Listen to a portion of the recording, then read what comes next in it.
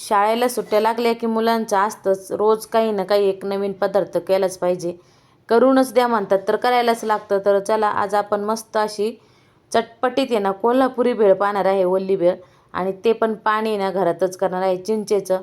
तर नमस्कार सगळ्यांचे स्वागत आहे आपल्या भाजी फटाका रेसिपी वनिता या चॅनलमध्ये. एका नवीन व्हिडिओमध्ये एकदम चटपटीत करणार आहे, पाहता क्षणी तोंडाला पाणी सुटेल अशी ओली भेळ करणार आहे. तर चला जास्त वेळ न घालवता ना व्हिडिओला सुरुवात करूया. इथं घेतलेली आहे 2 प्रकारचे आणि मी इथं बारीक शेव घेतली आणि फरसाणा घेतला आहे मिक्स. त्यानंतर आहे ना कांदा, टोमॅटो बारीक कापलेला, कोथिंबीर घेतली आहे. आता कोथिंबीर नाही घातली तरी चालेल, पण कांदा टोमॅटो हा लागतो म्हणजे लागतोच भेळीसाठी वाल्या. आणि त्यातल्या त्यात चिंचेचं पाणी आपण घरी करणार आहे ना, घरच्या पाण्याची ना टेस्ट खूप छान लागते आणि एकदम सोपं आहे बरं का चिंचेचं पाणी करणं. घट्ट कसं करायचं, विकत पाणी आणतो आपण चिंचेचं तर ते घट्ट असतं, तर तसंच घट्ट पाणी कसं करायचं आपल्याला हे पण आजच्या व्हिडिओमध्ये पाहणार आहे. तर पहा इथं घेतलेले आहे चुरमुरे पांढरे आणि चुरमुऱ्यामध्ये ना फरसाणा सगळा मिक्स केला आहे, बारीक शेव मिक्स केली आणि इथं बघा चिंचेचं पाणी केलं याच्यामध्ये.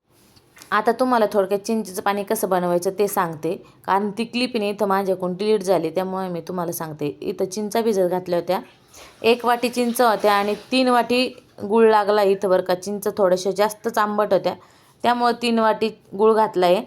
आणि चिंच आहे ना 1 तास जवळजवळ भिजत ठेवलं आहे, म्हणजे छान अशा भिजल्या जातात आणि जे गर आहे ना तो अजिबात वाया जात नाही चिंचचा. मिक्सरला बारीक केलं आणि गाळून घेतलं आहे चाळणीने गूळ आणि आता चिंचेचं पाणी मिक्स करून गॅसवरती असं उकळून घ्यायचं. आणि घट्ट पाणी होण्यासाठी ना याच्यामध्ये घातले फक्त 2 चमचे पोहे खायचं. कॉर्नफ्लॉवर वापरला आहे. कॉर्नफ्लॉवरने काय होतं, खजूर वापरलं नाही तरी चालेल, पण कॉर्नफ्लॉवर जर घातलं ना आपलं चिंचेचं पाणी एकदम घट्ट होतं. आपण गाड्यावरती जी भेळ खातो ना त्यावरती जसं चिंचेचं पाणी घट्टसर असतं ना, सेम तसंच पाणी होतं. आता इथं चिंचेचं पाणी मस्त असं करून घेतलं आहे आणि थंड होण्यासाठी साईडला ठेवून द्यायचं आहे.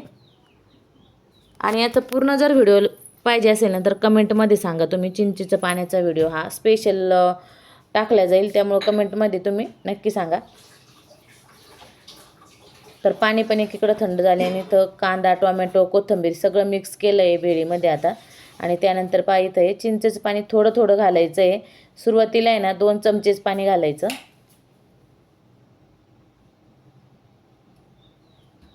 आणि हलकंसं मिक्स करून घ्यायचं आहे आता.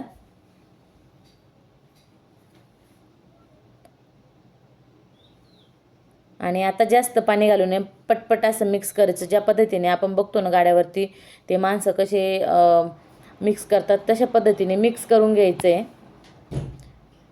आणि चिंचेचं पाणी तुम्ही तुमच्या आवडीनुसार जास्त गोड जर हवा असेल ना तर गोड पण करू शकता.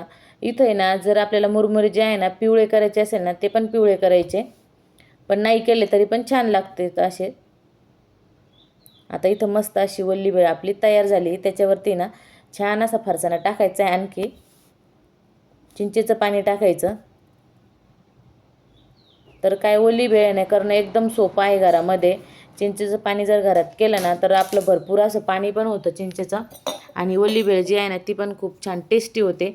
तर व्हिडिओ आवडला असेल तर लाईक करा, शेअर करा, ओली भेळ करून पहा. आणि बघा इथं 2 अशा मस्त ओली भेळच्या सुरुवातीला प्लेट तयार केलं आहे आणि मुलीच्या चेहऱ्यावरचा आनंद बघू शकता तुम्ही ओली भेळ खाण्याचा.